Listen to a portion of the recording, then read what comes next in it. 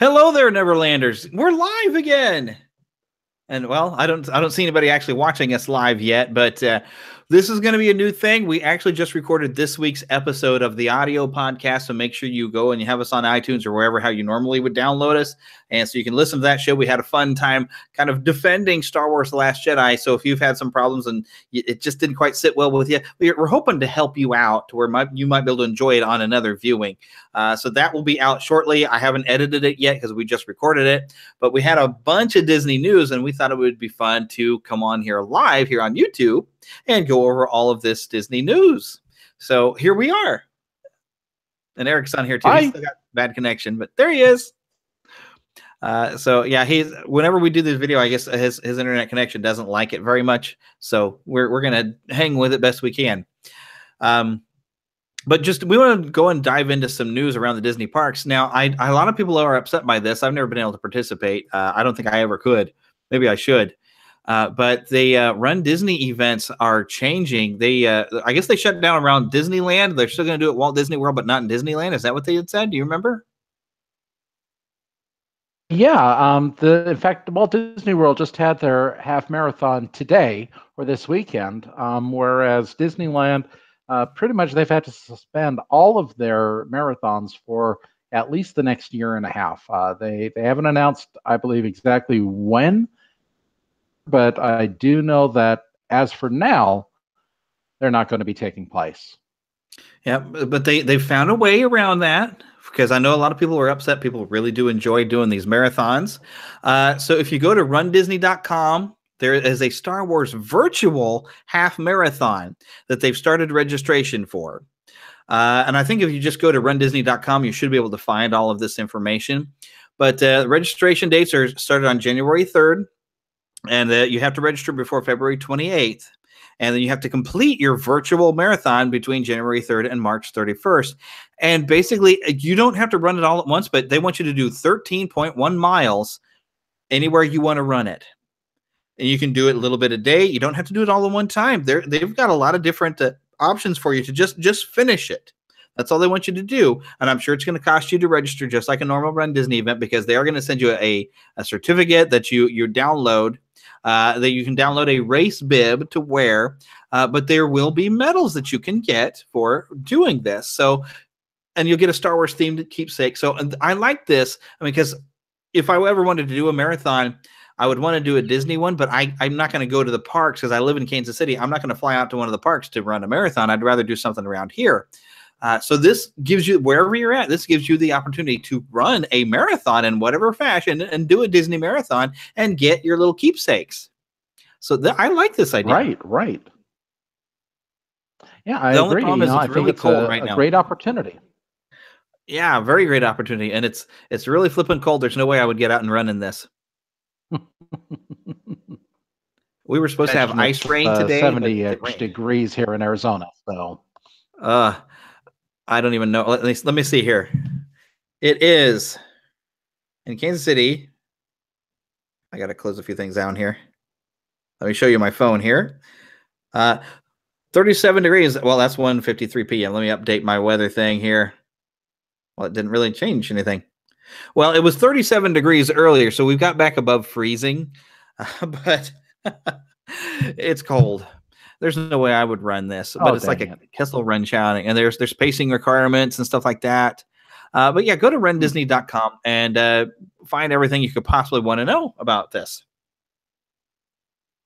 And now we pass it to you for the next one. Sorry, just little connection issues here. Sorry about that. All right, well, I'll just get it started.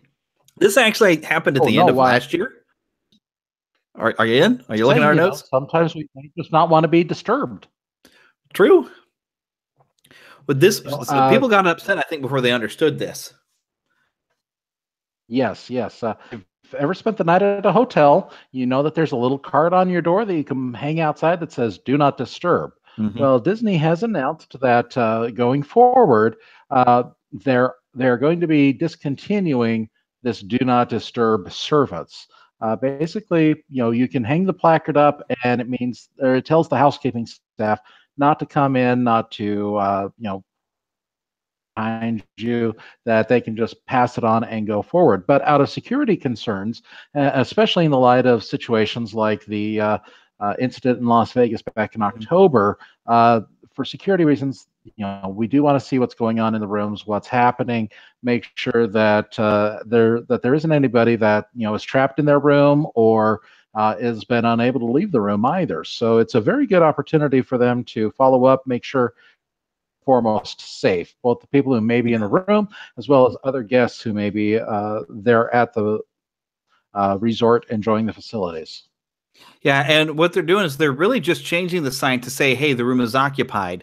So they're not going to just come walking in on you. You just put the sign Right. and say, "Yes," say, "Hey, yeah, we're in the room," and they'll leave it be. And what they really want to do is they just want to come and check when you're not there, and be able to kind of poke in and just kind of make sure that like in Las Vegas, you don't have a bunch of guns in there, that you're about to start some stuff. Right. They just want to be able to come check the room. Plus, they come in when you're not there anyway because they clean it up for you and everything.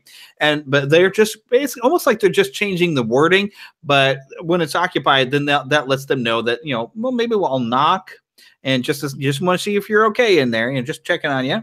But if you're afraid of them walking in on you, you do have that little latch, I'm sure, at the resort, just like a hotel. You just close it over so where the door won't open, and they'll understand. Okay, well, everybody's okay.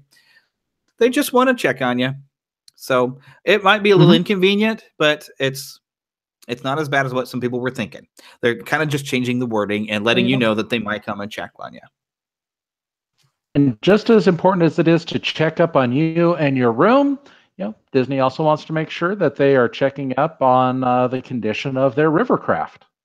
Yeah, I actually just heard about this. New websites that I'm looking into for different news that I'm thinking this is pretty reliable. If anybody has favorite websites, by the way, for some Disneyland news, let us know because I'm exploring new areas that I think actually get legitimate news and not just rumors. So I found that the Liberty Square Riverboat is going to have a refurbishment, taking about 6 months. They're going to close it down here. I think let me look this up again. I think they said around January the 8th. Yes, January the 8th is going to be down through July 19th. And that's kind of typical for Disneyland and Walt Disney World. It's outside of the main season. Well, mainly Walt Disney World. You have an off season. Disneyland, you get all the locals coming in. But they just take things down for a while until summer, just so they can kind of refurbish, retool, and fix up some stuff, make sure everything's looking good, working good, and everything. So the Liberty Square Riverboat, you're not going to be able to ride it for the next 6 months. I'm sorry if you were going and you really were looking forward to it this spring.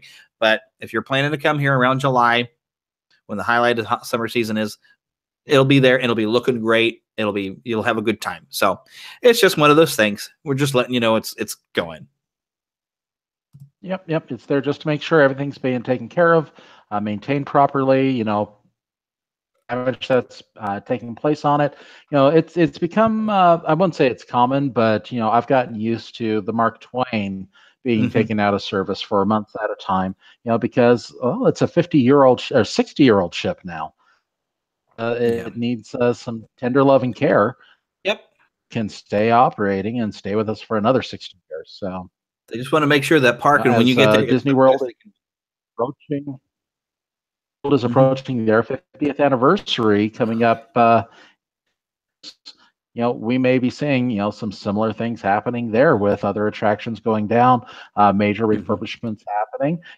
Part of it is for guest safety, part of it is to maintain these attractions, and others it's there to plus and get ready for what's in store for the future.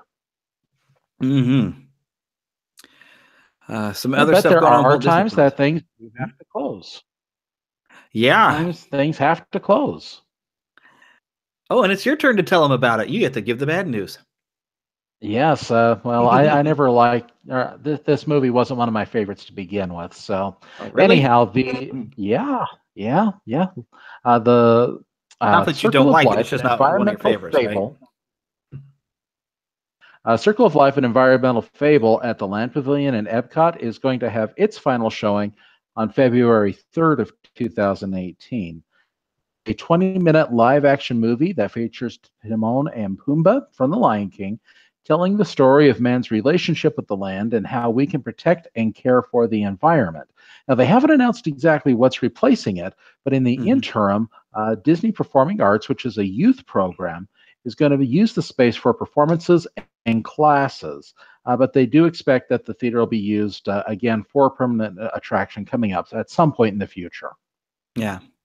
And this is something I haven't really heard a whole lot about this attraction itself. The one I'm mainly familiar with is they have the live show with a few like circus style performers and some puppets. I've seen some video. Tumble monkeys. Yeah, tumble monkeys. But they have the big I don't remember what they call it, but it's in the animal kingdom. And at first, when I was hearing about this, I was afraid that was what was going, but no, that's not what's going, because that's very popular. Apparently, still people really enjoy that show. This is just a little film that was over in Epcot in the Land Pavilion that's going away. So you might not even have been aware of the film existing. I wasn't aware of it. But so it's just a small thing, and that there's probably going to be something that's going to be fantastic. There's something really cool they're going to put in there. So we'll just be patient. Something new's coming. Oh yeah. Speaking of Epcot, the new replaces the old. Yes. Right. Epcot's Festival of the Arts is kicking off again for 2018. And let's see, I had a date for exactly when this is happening. Yes, this is going to run 11 a.m. to 9 p.m. There's going to be these kiosks where you can go and visit January 12th through February 19th. Let's see, this is very similar to the Food and Wine Festival. You're going to have different kinds of where you'd have different types of foods. There's also, but this is art, so you get to see different kinds of art and all kinds of different stuff. But I found a list on WDW Magic that lists some of the foods that they're expecting. There's going to be like an atypical BLT with crispy pork belly and tomato jam and soft poached egg, a lot of other stuff. A deconstructed strawberry cheesecake, whipped New York style cheesecake, okay, with Florida strawberries and sugar cookies. I am down. I love strawberry cheesecake. Of course, I'm diabetic. I really shouldn't eat it. They're also going to have a Reuben with some shredded corned beef. I love this. I love corned beef anyway. Oh, yeah. With some Thousand Island drilling and pickled red cabbage. I don't know about a rye curl. I think that's that bread that has like the curl though. So that'll be good then too. Rye bread. Oh my goodness. But all the foods, this is all at like the deconstructed dish. There's all these different food eateries. And if you go to WDW Magic, they have this listed. I might try to copy this and credit them for it and put it on our page or something, because there's a long list of foods that's going to be available. Of course, you know, the International Arts Festival isn't necessarily about the food, but it is visual, culinary, and performing arts. So having the culinary arts available and trying all kinds of foods is part of the fun. But definitely, if you're going out there for this, try some of the foods. Send us an email, or if record some audio, send that to us. Let us know what you thought of the event. Take some pictures and share it. That would be great. I'm knocking down Chewbacca. So yeah, if you're going to this, I would really like to see a little bit more on this, and definitely try some of these foods. This sounds pretty exciting. I'd like to check it out one of these times in my life. I'm going to this and the Food and Wine Festival just so I can eat my way around Epcot. That would be fun and get really fat. That's what I would do. And there's about 16 different booths here. It's not just the deconstructed dish. A lot of good options available, a lot of good choices. So definitely, at the very least, a feast for the palate. Yes. Oh, yes. And I'd probably spend a lot of my time with that deconstructed. That BLT sounds awesome, and the cheesecake and a Reuben. Oh, I'm sold just from that one. I might just go and just hit that one, and then maybe nibble some of the other stuff until I get sick, you know. Yeah, you go around, you eat everything, and then you ride Mission Space, so you can get a code V. Code V, protein spill. Which now that we're really thinking about food, well, that was my segue to toss it to you. But when the moon hits your eye like a big pizza pie, you know what that is? It's a new restaurant in Disney Springs. Oh, yeah, it is. It's Amore. It's a new Italian restaurant that actually opened up on January 4th, which was National Spaghetti Day. I wish I had. You do know that actually opening as well, because on New Year's Eve Disney Springs also opened up the Edison, which is kind of a speakeasy type of place. But Amore. Excuse me. It's Italian food. They actually recommend the chicken parmesan petto de pollo. option that they have. Um, this is a brand new restaurant while you're at Disney Springs. Hmm. Yeah, there's always fun to have new restaurants on Disney property. Like Edison, I've been hearing the name Edison for a while, and I guess there's been some reviews about that restaurant. I don't know what sort of food they're going to have at Edison, or what they do have at Edison. I've seen a couple pictures of that decor. They have like these kind of like old, almost steampunk looking devices at Edison that looks neat, but I have no idea what the food type is. And I honestly don't know what kind of food. To me, it looks more like a kind of something of a successor to the Adventurers Club. Maybe not quite as interactive. Well, that's pretty cool. But That might definitely, be fun to it's check got out. some theming down there. Yeah. Yeah. Oh, and that's one thing I wanted to throw in real quick. Speaking of Disney Springs, I don't think we've talked about this, but Lanuba has, I guess it has ended on New Year's Eve over there. That's the Cirque du Soleil show, or Soleil yes. show over in Disney Springs. That has ended, and they are now developing and preparing for a brand new show, which I don't know what the new show is going to be called, but it's coming. And that'll be definitely something. When that happens, we'll let you know. I've never been to a Cirque du Soleil show. I've only seen they had like HBO had a special one time. I remember of Cirque du Soleil, and I got to see it on TV, but I've never seen one live. They tour around it all the time. But yeah, there is a new show on the way. I figured, we better mention that because and that new show is going to be Disney based. Yeah. So like the changes coming to the Wings of Wonder type of show there, I guess, is that what it goes, Wings of Wonder or Flights of Fancy? I forgot, but it's going to become an up show there in Animal Kingdom, which we talked about a little bit on our end of the year show. I feel like a lot of our end of the year show, we were talking about stuff that has been announced that's going to happen. So we're at it again, talking about stuff that's coming, that's exciting for the year. I might have to separate next year. I'll try to say this happened, and then have a separate section. This is what's coming the coming year. Like some of the changes coming even over on Disneyland's Main Street. Yes, some pretty exciting changes, actually. Two big changes. On Main Street, they're going to be replacing all of the track that has currently been laid. It's used for the trolley, the horse-drawn trolley that goes up and down Main Street. They're going to be basically closing off the street itself in order to replace those tracks and the pavement around them. Just a nice little update, time for refurbishment. The other big news related to refurbishments is Dumbo is going to be closing coming up this week. Yeah, actually January the 8th, Monday, tomorrow. So by the time you're watching this, either you've gotten a chance to run over and ride it, or you're like, oh no, I wanted to ride it one last time. But it's gonna reopen late winter, so it's not gonna be that long. Yeah, what they're doing is right now the entire queue for Dumbo, if you're lucky, you'll have the opportunity to stand underneath an umbrella for part of your time in the queue, but not the entire time. They're going to be moving the queue and making sure that it's entirely shaded, just to make the wait for Dumbo, which can be quite some time, pleasurable. Yeah, that's probably a good idea. But both of these refurbishments aren't scheduled to take very long. Right. As you just mentioned, late winter or possibly early spring at the latest. Beyond that, we really don't have any other firm date on completed. Right, but they're saying late winter, early spring. So I would say probably about 2, maybe 3 months. But heck, there's other things you can do at Disneyland over.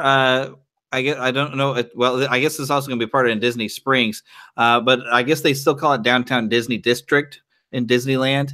But Star Wars: Secrets of the Empire by ILM X Lab and the Void is now open, and we talked about this a little bit. I guess it was a couple months ago when we've heard about this. This is like this immersive VR Star Wars experience that you actually get to walk around, and it's multi-sensory. There's sight, sound, touch, smell that you're going to go in this tour. I'm sure it's going to be expensive, but it's open now. I'm sure it will be as well. I would love to be able to bring you a video or something, or some audio of me doing this, but I'm never going to be able to get out to do this for a while. And I'm probably going to be the same situation for me. Yeah, I can, unfortunately. and if I do, I definitely will be sharing it. Yeah, you know, it'd be nice if we, I guess if we were locals, it would be easier to have like a complete press pass for Disney that we could use to go to the events and see these things. So that would be nice, but unfortunately, none of us live directly nearby to where they would let us in. So, although I have set up with the Walt Disney Company, I do have my full press thing set up with them, so I do get to hear updates from them. They don't update a whole lot that way. They mainly post it on like the blog, and other than that, I have to rely on people who are local on Orlando or Anaheim that get to go to these event things and let us know. I have to get my information secondhand. I'm sorry.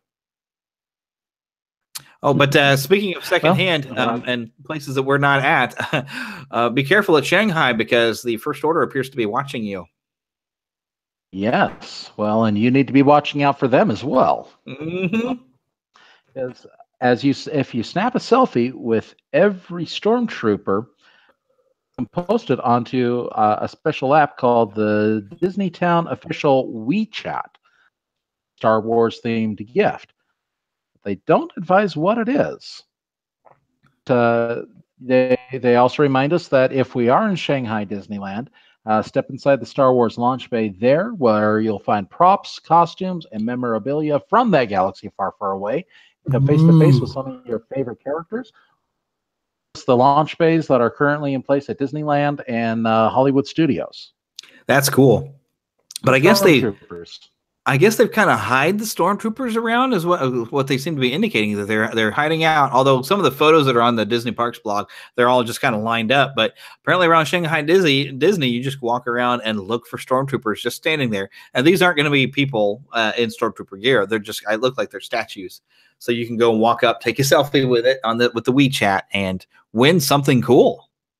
Yeah. Don't know what, but it's cool. It's Star Wars, right? So. And hey, again, Star Wars is Star Wars. Any little bit of information, any little bit of news we can find, we're going to latch onto and hold on to as much as we can, such as the news that came out this week. Oh, yes, from Variety. Solo, the film. I wish they would have the entire film done by him, but the maestro, John Williams, is doing the theme song for Solo. The rest of the let's see. I remember seeing this is on varieties.com, but they do have somebody else who's actually going to do the rest of the film. I'm looking at it. John Powell, which I am not entirely familiar with John Powell's work. I'm going to see if I can look that up, but he's doing the rest of the Solo film. I'm kind of surprised. I was expecting Michael Giacchino to do that one because he did a great job on Rogue One. There's other articles from John Powell's, but yeah, I don't know anything else he did. I honestly am not familiar with him. How to Train Your Dragon. Oh, really? Okay. Born Identity. Shrek. Ferdinand. Pam. A couple years ago. Let's see. Something a little bit more iconic. Ice Age, Rio, Robots, Happy Feet. Yeah. Apparently, he's worked in Hans Zimmer's music studio. Yeah. He did the score for Bolt. Oh, yeah. Dawn of the Dinosaurs. Yeah, Mr. and Mrs. Smith. So he's got quite a few credits. I can't see anything that necessarily has jumped out at me as being a fantastic score, but he's won some Academy Awards for Shrek and stuff like that. Chicken Run. He's got some good credentials. I think he's going to present something very cool for Solo, but I'm very excited to hear what, of course, John Williams does for the theme, which I have a feeling we might hear. That's what I'm thinking. Well, we have yet to find out, but this is still exciting news that John Williams is going to be involved and contributing. Yes. What do you think of that, Chewie? Yeah, that's pretty cool. I had to do that. All right, so next on our list, this I just pulled it from Yahoo, and I that's the thing. When I first remember reading up on this story, I wasn't really too excited about that. I was like, but now that Disney has bought 21st Century Fox and they're doing the movies, I could see perhaps a Doctor Doom film that is apparently still in the works being better connected to the Marvel Cinematic Universe. So maybe they'll get in there and can tool it around. And if you're going to give an origin to Doctor Doom and go maybe his early history of Victor Von Doom, that could be a great way to build to bringing the Fantastic Four back as part of the Marvel Cinematic Universe and taking a third attempt at a Fantastic Four film that could be fantastic for once. But it's still on the move. Well, this could be interesting. I mean, if we can get a good Doctor Doom, one who does not get included with the Fantastic Four going up in their shuttle, and one who is not a what that was in Fantastic Four. Yeah. But if they could come up with a good plot and a good way to include them, bring it on. Bring it on. I'd like to see it. They could even include Reed Richards because they were supposed to be college roommates and had been rivals in the science labs. Would be interesting to see, build up and have him actually meeting Reed Richards and tell that story of them competing in science. Oh, and even, the accident that Von Doom does, he does have an accident in science and does disfigure his face. I would like to see them go ahead and go with that. Yeah. I just hope that it goes well and that... This is not going to go the way you think. Exactly. Oh, but this is actually pretty cool. And some people got confused when I first heard about this. I think I just heard about it today even. That Ridley Scott is working on an adaptation of the Merlin saga. Now, people were thinking, oh, this is rebooting Sword in the Stone. And apparently there is talks to do a live-action Sword in the Stone. But this is a book series. And let's see, what was the... well, right now they're in negotiations to produce this. This is from Variety.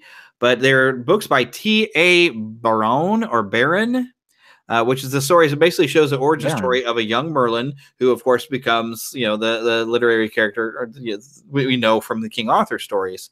This would be a good step off and to kind of connect it over to the Sword in the Stone if they are going to go ahead with that, which they're talking to Ridley Scott about Sword in the Stone as well. So maybe we might get two films by Ridley Scott. Well, they do the Merlin saga somewhere from the books, and then we channel it over to the Sword in the Stone, and we connect it somehow. Would kind of be very interesting. It could happen that way. Yeah, that seems to be what they're looking at. So but they're still in negotiations right now. So we're pretty sure the movie could happen.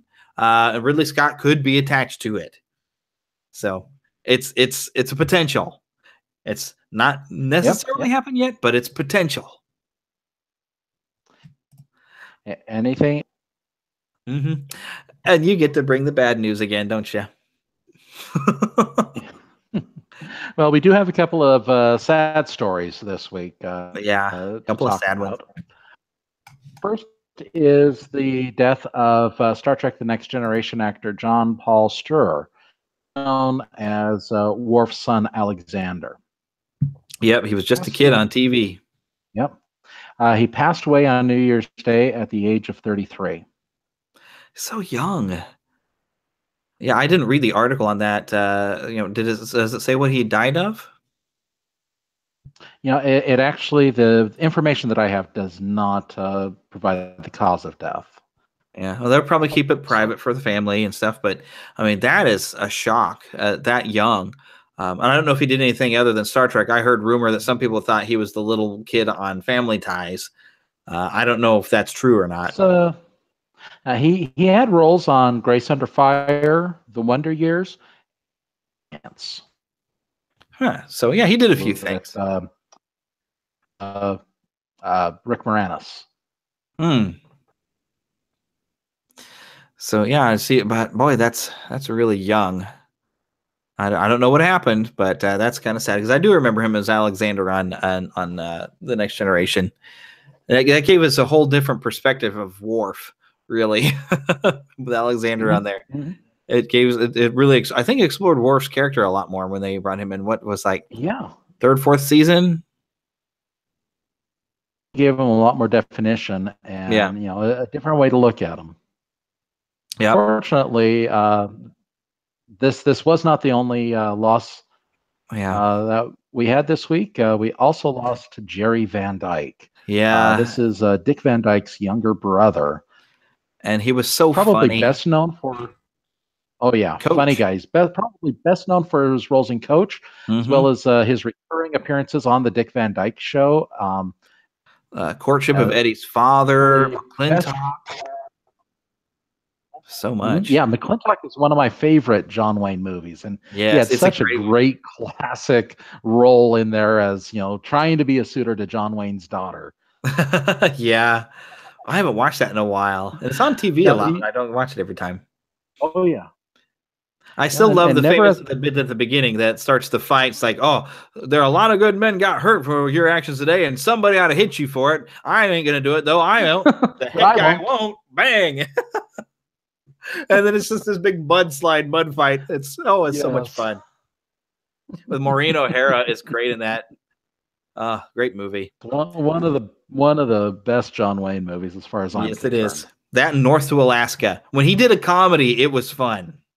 It certainly was, and he certainly did as much as he could in those situations came up, or at least played to his strengths. Yeah, but talking here about Jerry Van Dyke, he had quite a career. But it wasn't until he had his guest or his long coach that he really became very well known.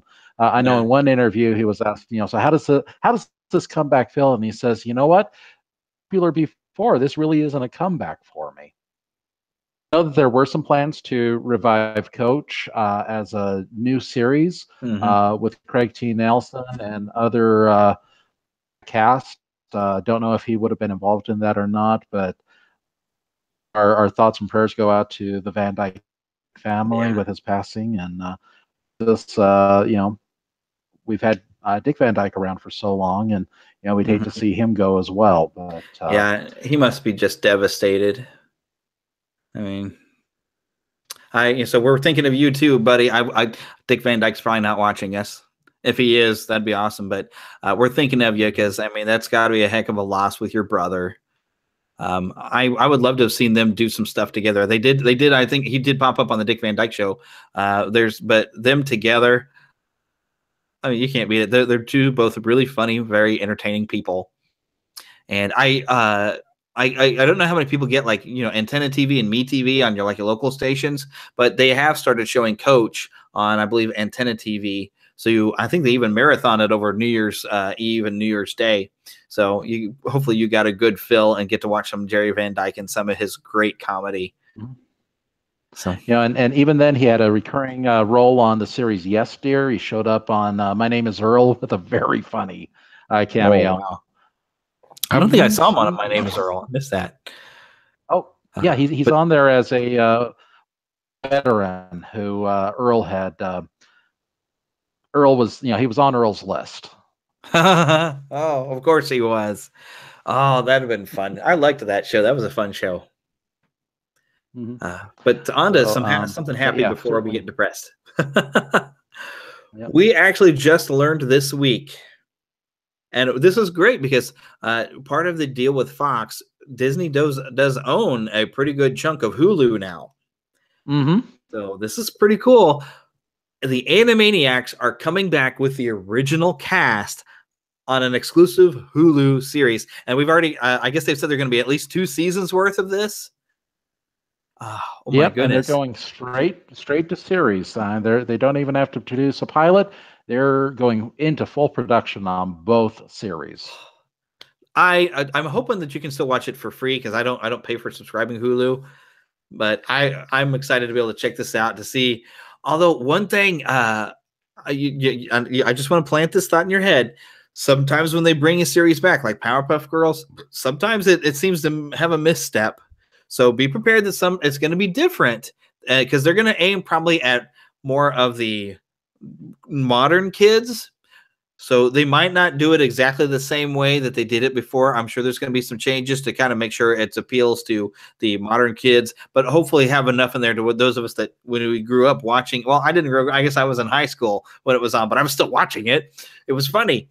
It was so smart and funny that hopefully they have enough to where it appeals to our generation as well as the younger generation. That I'm sure they're going to aim the show at some of the younger generation to enjoy as well. So I don't expect it to be exactly the same, but I'm sure it'll still be quality. Well, and we know that the original voice cast is coming back.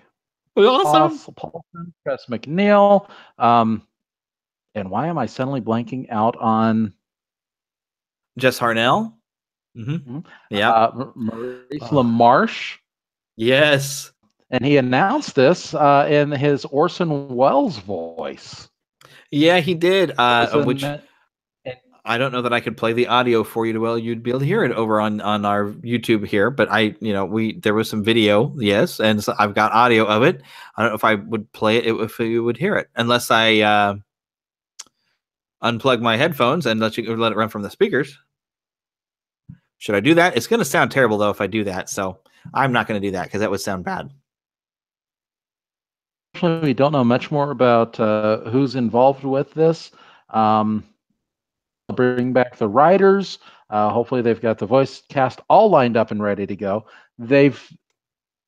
What I've seen on social media, the voice cast is aware that this was in the works and was going to happen.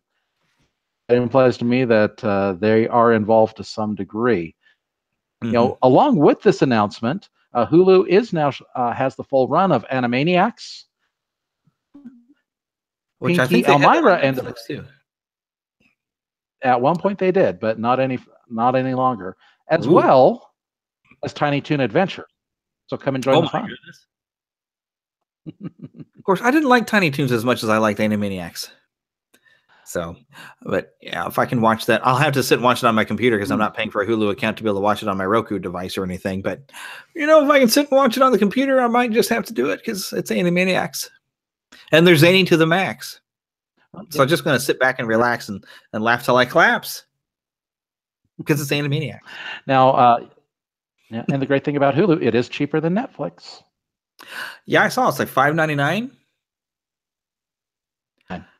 Is it time for me to switch? Well, see, right now though, Netflix is connected directly with my Google Fiber box, so I can just pop it up that way. Gotcha.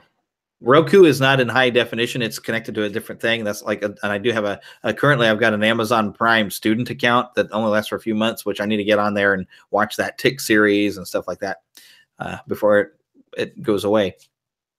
Think about it, but yeah, I can still watch it on the Roku in there if I bought the account, but it would be standard definition, and I'm spoiled now on high definition. That standard definition just doesn't look good anymore. I'm spoiled. Well, speaking of things going away, though, or coming back as something else, we know that Brian Michael Bendis is going away from Marvel. He's completely leaving. Leaving Marvel and going over to DC. Wow. So that might be a little bit behind what's happening here with young Miles Morales and the changes coming. Heck, the entire Ultimate Universe is going to come crashing into the standard Marvel Universe, and they're going to bring it all back as one universe, I guess. Maybe. They recently showed in the new Spider-Man 2 series that the Ultimate Universe still exists. Yeah. The past and I guess few years, the Ultimate Painter is back somehow. Yeah, he actually came back towards the end of the Ultimate Universe. They never really explained how he was still alive, but came in and destroyed all of the additional universes. It was assumed it was destroyed because you had several Ultimate Universe show up in the reconfigured 616 universe. Miles Morales, Ultimate Thor's hammer. Miles Morales has actually had a very interesting series titled Spider-Man going on for right now. His father's been a SHIELD agent. They were able to bring his mother back from the dead, and she now knows his secret that he is Spider-Man. But yeah, they've recently off this new into the Ultimate Universe. So we really don't know quite what's in store there, but it seems like it may come with a name change for Miles Morales.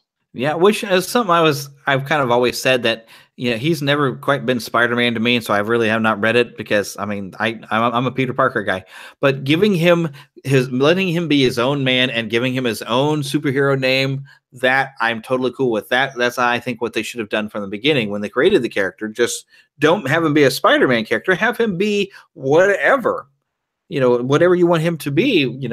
Give him his own path to walk. And so I'm pretty excited that they're going to give him finally getting around to doing this. And there's thoughts of potential that he could be Spy-D. There's been some suggested potential names, which I don't think we're really going to know much until maybe around February 7th. That's when the next issue of Bendis' Spider-Man book that he's been writing with Miles Morales. That's when that's coming out, and we'll start to see some of this happen around about that time.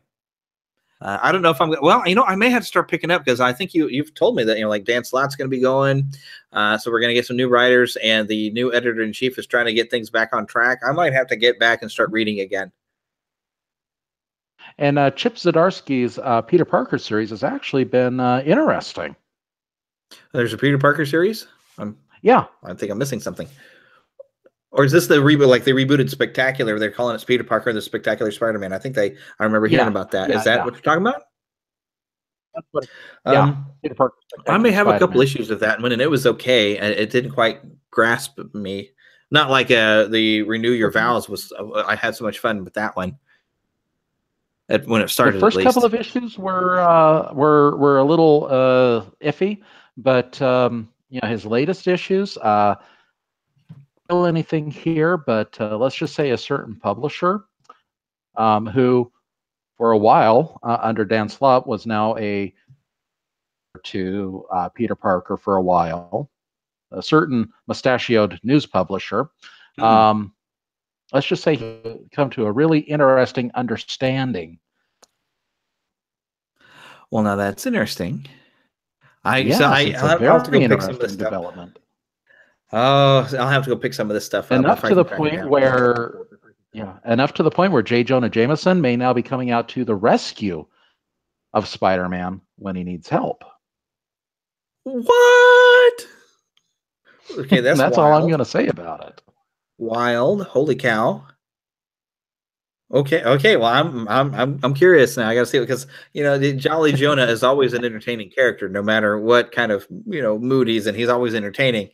So, okay, I definitely want to check this out. But the last thing we had on our list is this thing. This isn't actually news.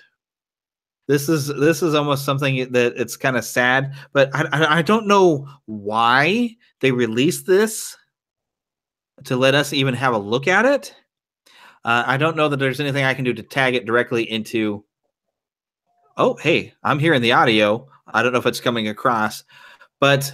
Let me just pause this because I don't know if it's coming through for everybody to be able to hear the audio. But if you go to Disney, my fault because I clicked on the link and it went straight to the YouTube video and I can't mute it. Oh yeah, because I don't know how much stuff we can hear. I started it up as well, so I don't know if it translates where everybody gets to hear it if we play the video here on another YouTube thing. But if you go to Disney TV animation news.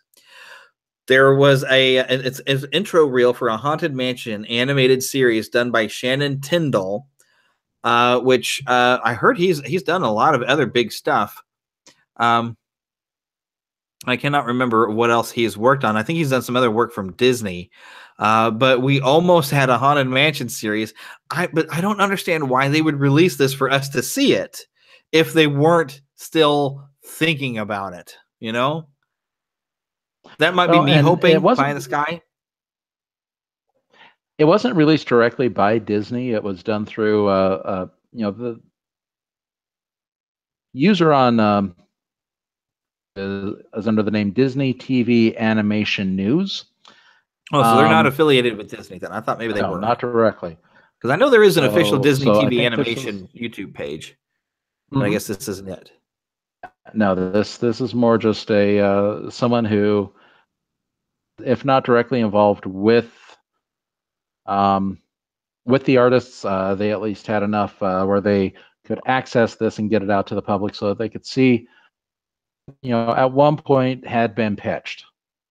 Oh, and although this little tease doesn't really give us a whole lot of information, seeing the Haunted Mansion in animated form, was exciting. I don't know what the premise of the show would have been. Something about this little girl who climbed out of the picture in the Haunted Mansion. Heck, they even have a pretty good basis. If they'd have just went from the Marvel series, those comics, that was a pretty good story. Even if they built on that idea, I would be down for it. I would totally watch this cartoon if it was really going to have happened. It's just unfortunately we're still waiting to hear anything happening on Guillermo del Toro's he wanted to make and announced 6 or 7 years ago now. Yeah. I think Haunted Mansion, despite the Eddie Murphy movie, is still a really good property for Disney to explore. Whether it be in an updated PS4 game. Oh, I would go crazy. I would have so much fun with that because I actually kind of like the PS2 game. Was fun. We do have some videos on our channel here that you can see me playing with the PS2 game. I did like a virtual tour, kind of like the ride. I don't know if I have the video up where I was just playing the game, kind of trying to show off some of the areas of the game. But that was a fun game. Did you play it? Yes, I did. In fact, I have it. Not sure if I liked this game over Luigi's Mansion. The concepts were kind of similar, but I do recall enjoying it because I am a Disney fan. If my allegiance to this podcast hasn't made that clear, I really enjoyed it, and it was good getting to explore this different facet of the mansion and be surprised by the ghosts as they show up. Yeah. Oh, but a PS4 game would be great. Oh, gosh. That might be a fun thing we can discuss sometime. Just do a pie in the sky if they made like a Haunted Mansion game on the PS4, or for modern consoles altogether, what we would like to see in the game. Oh, my goodness. Oh, yeah. So much potential stuff and characters you could put in, put the Hatbox Ghost in there somewhere, all the characters you could use. Oh, and I like the idea of the PS2 game that you playing as the caretaker. That made sense. But would you rather play as the caretaker or a person who goes in there by accident, like the Ron Howard recording?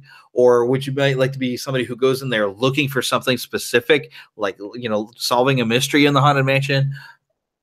Oh, I don't know. What do you think would be more fun? Well, I think it's you going into the Haunted Mansion, the caretaker being the only other living figure within the mansion there to help guide you, give you hints, give you directions, and to basically tell the story. Who suddenly disappears whenever the ghosts are around. He gets scared, and him and his doggy like Don Knotts. That would be pretty awesome. So, but what do you think it would do for the story? I guess we're going to pie in the sky it now. What kind of story? If it's you going to the mansion, what's your reason for going in there?